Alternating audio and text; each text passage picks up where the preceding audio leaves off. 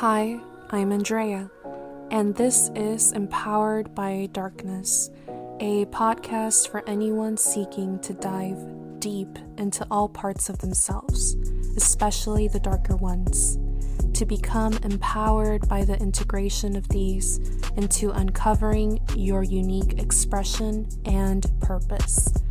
Here we shed light on the self-hatred, the resentment, the need for validation and saving, the fear of being loved, the illusion of power in damaging patterns, and many more topics that will challenge you to bloom wherever you are currently planted.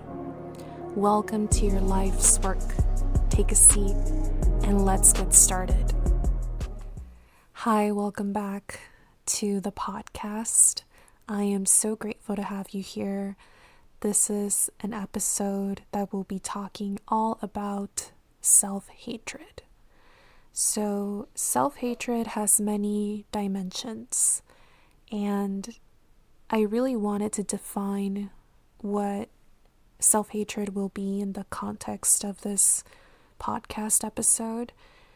So, the way that I define it is this constant pushing of the idea that you are not good enough through consistent negative thoughts about yourself, self-criticism, to put it in a short term. So this self-criticism could be regarding specific situations that make you feel strongly about yourself.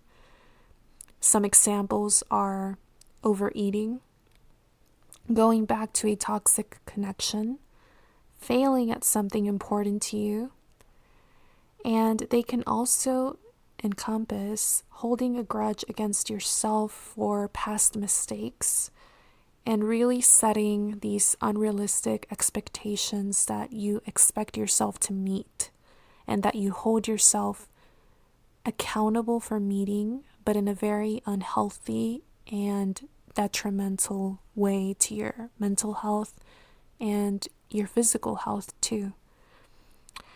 I will also define it as this comparison of yourself to others that can help you, that can lead you to feel that there's virtues in others, but there isn't any virtue in yourself. So you diminish whatever pitfalls the individuals that you are idolizing have in their journey, and you only highlight in your mind the good parts of their journey, the highlight reels, if you may say so. And that is the complete opposite of how you view yourself. In you, when you look at yourself candidly, you highlight the failures and the shortcomings, and you really leave a very small exposure for the virtues, for the admirable qualities, for the victories. And this self-hatred that I define can also include body image issues, self-image issues that really stem from the continual need for perfectionism. And having self-hatred can feel like going about your day with someone pointing out your flaws, your shortcomings, and any other part of you that really feels unworthy at its core. So what can cause self-hatred? There are many things that can lead to you feeling this way, but they're typically triggered by more than one factor. So past trauma, perfectionism, false expectations, and unreasonable expectations can trigger self-hatred, social comparisons, and learned behaviors, usually learned from the very first influences that we had in our formation as individuals, which could come from our caregivers at a very young age. So most people who experience extreme self-hatred have been through traumatic and emotionally challenging experiences. These can be sexual, they can be emotional, and they can also be physical, It could be physical abuse. It could be neglect. So when as children we experience the world as unsafe and the people around us as dangerous, we subconsciously develop an inner narrative that makes us feel connected to the first reality we experience, which is a very unsafe one. So this can look like us feeling like we are not worthy of being loved and that we have no value because we are operating on that initial narrative made up by the people that were meant to take care of us and meant to keep us safe and make us feel that safety through their actions and their words of affirmation. So if you have a guardian growing up that had very hateful comments towards you, very discriminatory comments, or had a dismissive attitude, or had both of them, this can make you infer as a child, as a teenager, that these individuals think very lowly of you. Because our inner critic and the voice that really informs the way we feel about ourselves, it uses these instances in our existence to make a conclusion about the way that we are being seen. And oftentimes if we experience that very negative input from somebody else growing up, we can adopt it as our own internal dialogue. So research has shown actually that as children, we identify with the angry caregiver in our home. So if that caregiver was mom or if it was dad, we start identifying their opinions. We start identifying ourselves in their opinions instead of really formulating our own opinion of who we are. So this leads us as children to take on the anger, the fear, and any other negative emotions that our parent is going through while processing very deep stress in our lives.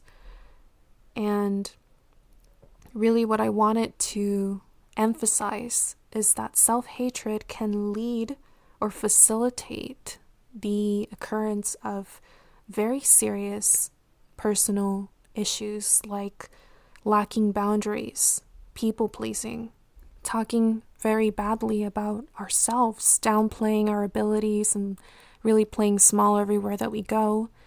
And it can lead to very deeply ingrained unworthiness. And I will be in this episode talking about self-hatred in 3 different dimensions that I really wanted to cover. And those are physical appearance, personality, and the term imposter syndrome. So starting off with physical appearance, which for me has been one of the biggest things that I've had to grapple with. I can consciously remember that I faced and struggled with this as far back as when I was 13 years old.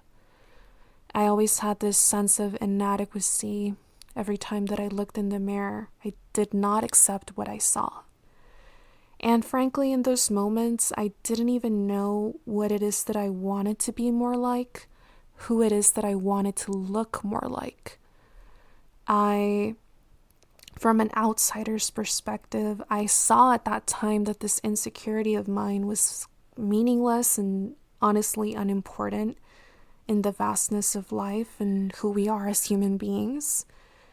So I really got these glimpses of this truth, but in the middle of a huge tidal wave of self-consciousness and at times disgust with what I was looking at when I would look in the mirror. So the difficulty for me was compounded over the years of feeling this way when I felt so negatively about myself, and on top of that, I felt this immense shame for caring about appearances, for caring about what somebody else thought of me. The things I thought about, some of them I would never express about somebody else. The things I thought about me, they were comments that were very negative and tore down everything that I was in that moment. So deep down, I am sure that these flaws and these shortcomings I was blowing out of proportion. and yet they felt all encompassing. They felt like everything that I knew about who I was. So all of my life, I had already experienced this sense of isolation. I always felt different from others around me. I felt like this outsider looking in at the world from behind a curtain that I never really dared to open because I wasn't capable of showing who I really was. But in that moment in my life of not feeling any beauty in my reflection, I only isolated myself even more because I thought that no one would find me worthy of keeping by their side, of loving unconditionally. I compared myself to other women all of the time, wishing that I was more like those women I perceived to be admired for their way of presenting themselves in the world. And I felt like I would never be able to experience that admiration from somebody else and that desire to be cared for by somebody else. And notice how I use the word cared for, because there was a very profound subconscious wound that was underlining this concern for appearances. Subconsciously, the wound that had always been playing out in my narrative was also a part of this insecurity, and that was the wound of fearing not being chosen, the fear of being abandoned, because there was something lacking in me. If you haven't heard previous podcast episodes, I was abandoned by my father when I was 15 without any reason for it happening. And at the time when I was 15, not having an acceptable reason for being left alone by the person that was meant to care for me made me equate that abandonment with the core of who I understood myself to be at 15. And really my identity was formed upon my achievement and my physical desirability to others. Because at 15, those were the things that I thought made up who I was. And as a woman that was coming into her identity as female, and I was starting to really see myself, see my physical appearance as something that the world took in a light that I didn't see before. Like, I was expanding my idea of the way that I took care of myself physically and the way that it appealed to men, and it was just this coming into that identity, and subconsciously having experienced that abandonment, I made it out to be about the way that I looked, the way that I presented myself. Was I not desirable? Was I not worthy of being chosen? So though appearances at the time were unimportant to me and other people, in myself, they were relevant to this narrative I'd formed in my head about myself. So I feared not being good enough to be chosen, to be protected, to be cherished. And a part of me was also seeking safety after many years of feeling on edge and exposed during my childhood, which I experienced trauma, and I really encourage you to check out past episodes about my life story so you know the type of trauma that I am referring to in this instance. So I feared really not being good enough to be chosen. And a part of me was also, my mind came to associate being wanted by others, especially men, as the way to find safety. So I wanted to also mention in this episode that there is a mental health condition called body dysmorphic disorder, BDD. So this condition I came about 2 years ago. I was on YouTube, and I was down the rabbit hole of YouTube looking at videos of women that were speaking of their experiences with feeling deep insecurities on their appearance and their personality, and I stumbled upon a video of BDD, and this woman was talking about what she experienced on a daily basis and how really agonizing it felt to be constantly checking her reflection in the mirror and feeling a sense of inadequacy, obsessing over a perceived flaw in her physical appearance, and really once that obsession ceased, she would find another flaw to fix her attention on and think that the entire world was able to perceive it and think different of her. So BDD was really, I'd never heard of it until watching that YouTube video, but once I did, I started researching about it, and I was seeking a therapist at the time, and when I was able to start attending therapy, I brought it up to my therapist that I thought I had BDD, for I never felt so understood until I watched that video and I agreed with everything that woman was sharing. So basically what BDD is this condition where a person spends a lot of time worrying about their flaws and their appearance that are honestly not noticeable to others, but for the person it feels like it is everything that encompasses who they are. And this is a very real condition because it doesn't mean that you're being vain or self-obsessed for caring so much about your appearance, but it's actually very upsetting to care that much.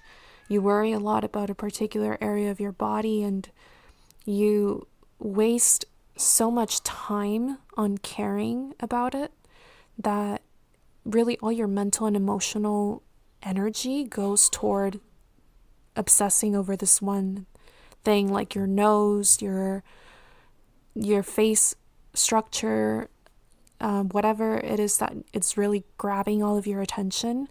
It becomes something that is just intrusive in your mind. You can't stop thinking about it. And one thing that I find a lot in hearing the testimonies of women with BDD is that they constantly wonder how much free time they would have or free mental space they would have if they didn't think about these things so consistently. So at first I would think that me checking myself in mirrors was very self-obsessed and vain, for in my mind others had to think that way. Others had to think that I was trying to look good enough for other people. But only through time and really working on this wound that I had, I would realize that every time I looked in the mirror, with every glance that I would take, I was really my inner wounded child and teenager were only desiring to feel less empty than the last time they checked their reflection in the mirror. I was only desiring to feel peace with what was in that moment, understanding what happened to me in childhood and in my teenage years, accepting the things I'd changed in myself physically to feel worthy of being loved, of being cherished. So these parts of me only ever really wanted to experience a kind word from me, the person gazing in the mirror.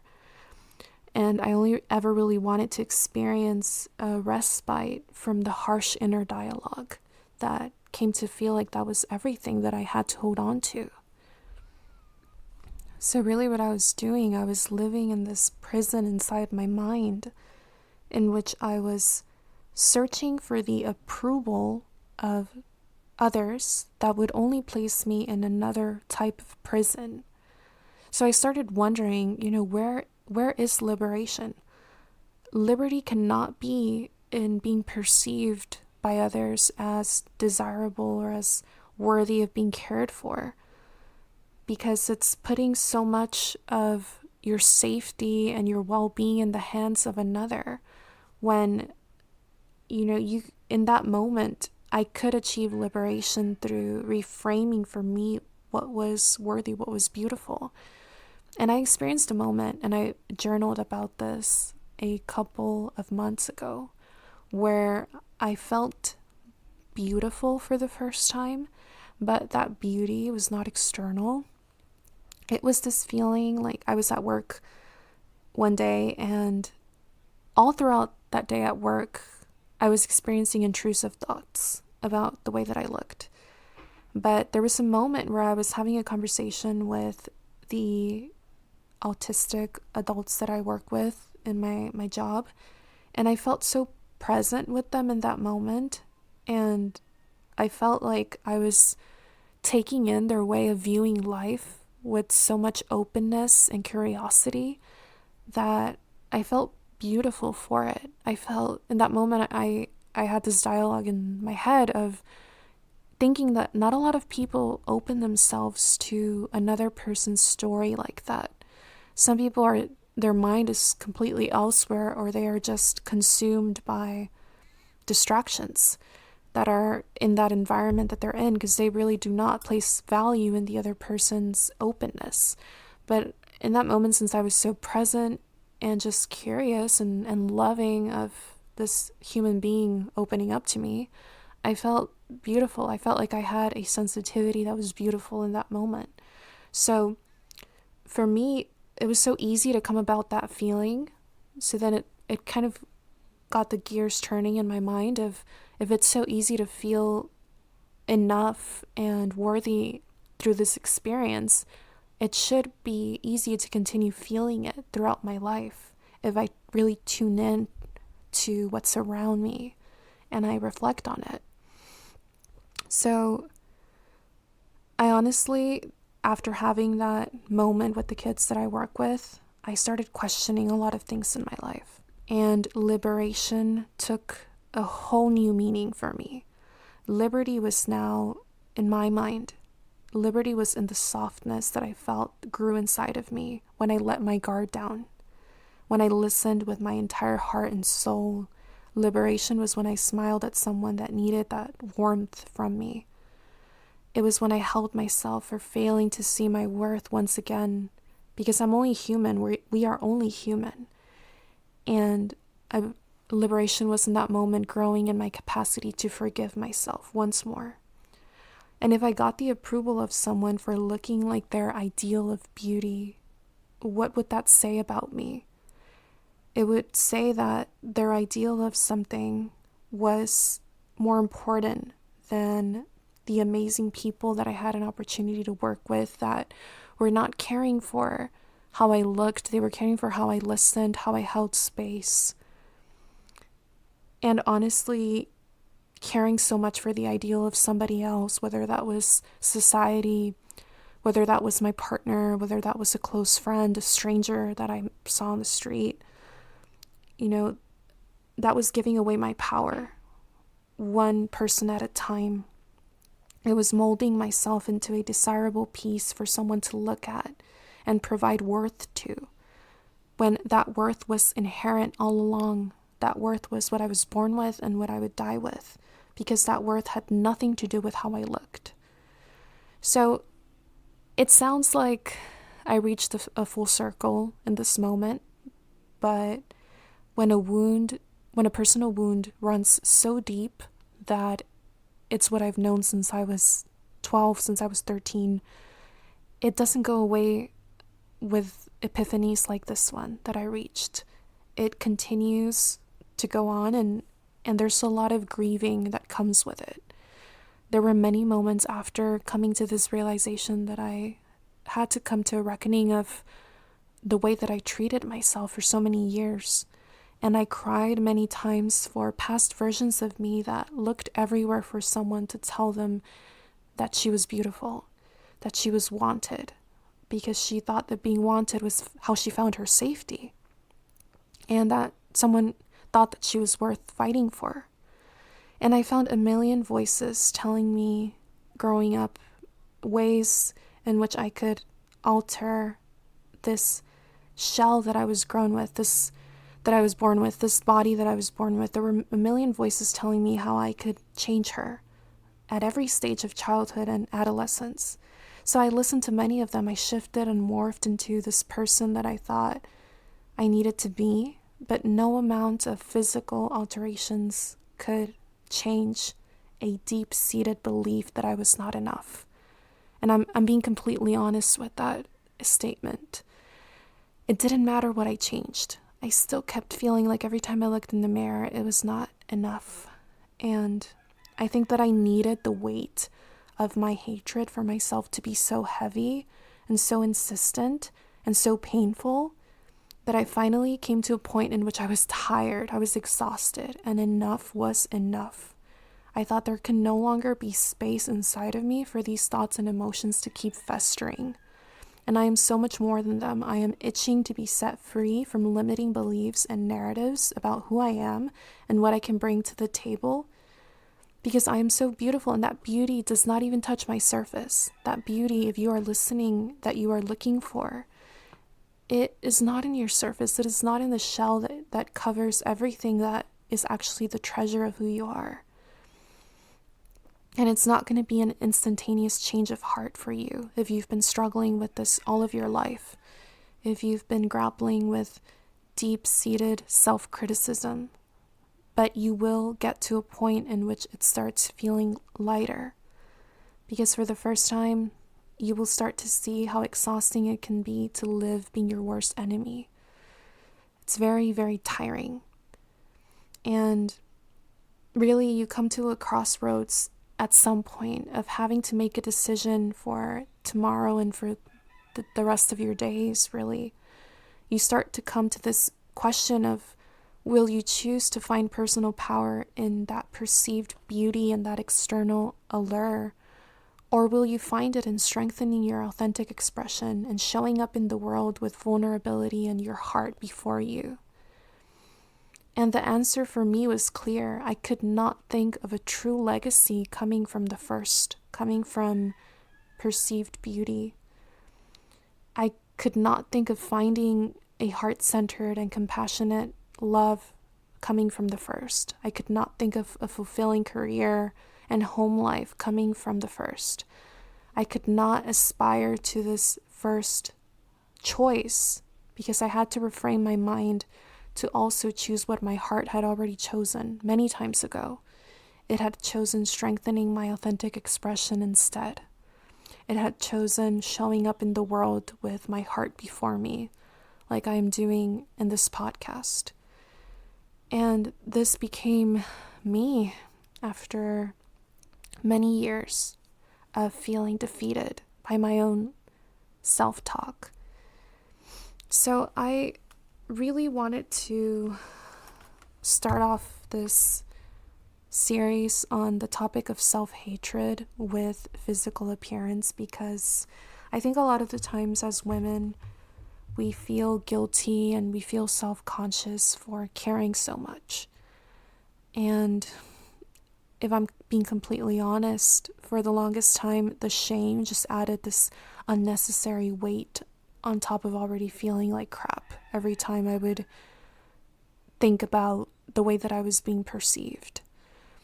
And I wanted to leave off the topics of personality and imposter syndrome for future episodes. As I was recording this episode, I actually made that decision because I felt like they needed their own space, and I didn't want this episode to be too long either. I think that I said everything that I wanted to say about physical appearance, and the following episode will go more into personality and imposter syndrome and how there can be hatred in those as well, that we store sometimes very much unconsciously, but it affects our daily lives.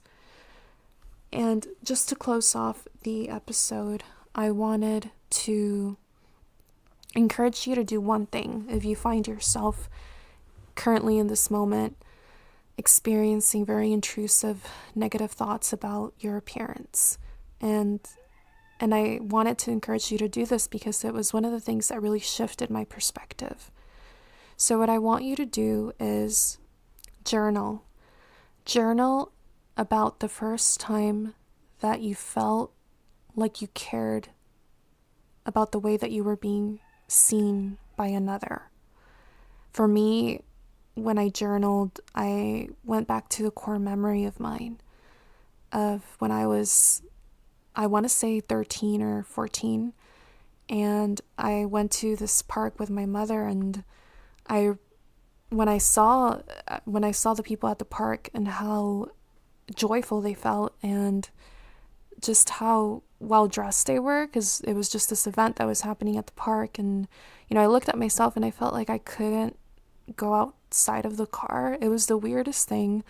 I felt guilty for it because my mother pointed out at the time that I did it. I did the thing of not wanting to go out of the car because I felt like I wasn't dressed for the occasion and I didn't look good enough.